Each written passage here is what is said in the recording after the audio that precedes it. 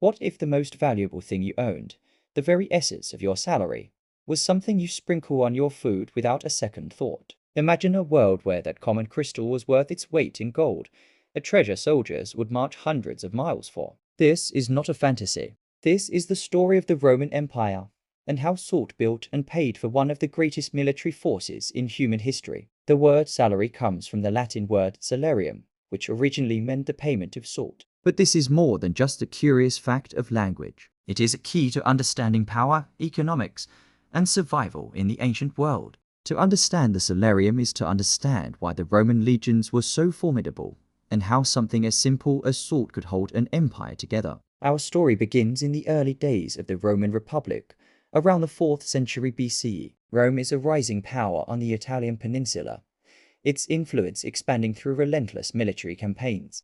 The heart of this expansion is the legionnaire, a citizen soldier, the backbone of the Republic. Picture him on a long march, far from home. His pack is heavy, his feet are sore, but his resolve is iron. He is not just fighting for glory or for Rome. He is fighting for his survival.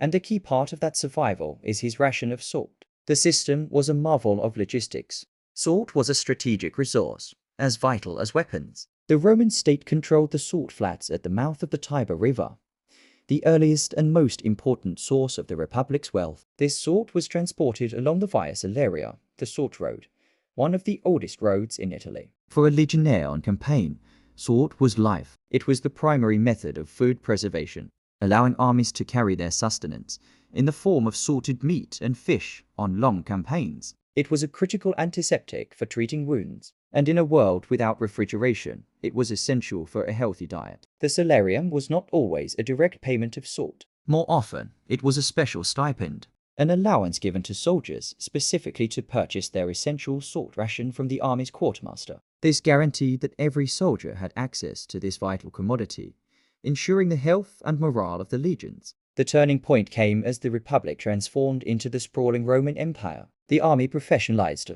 Soldiers were no longer just citizens serving a temporary campaign. They were full-time warriors, serving for decades in distant lands. A standardized system of payment was needed. Paying soldiers with commodities, even one as valuable as salt, was becoming impractical across an empire that stretched from Britain to Mesopotamia. The focus shifted entirely to coinage, primarily the silver denarius. This coin was meant to be the universal symbol of Roman economic power, a reliable and standardized wage for a professional soldier. This is where the seeds of crisis were sown. The empire's expenses were enormous. Endless wars, massive building projects, and a sprawling bureaucracy all demanded payment. Emperors, needing to pay the legions to maintain their loyalty and power, began to make a fatal choice. They started to debase the currency. The silver content of the denarius, once nearly pure, was progressively reduced and mixed with cheaper metals like copper. A soldier might receive the same number of coins, but their actual value was plummeting. The trust that held the system together began to fracture. This rampant inflation eroded the legionnaires' pay, leading to discontent, mutinies, and a decline in the army's effectiveness. The stable, tangible value of the old salt ration was a distant memory compared to the increasingly worthless coins in their pouches.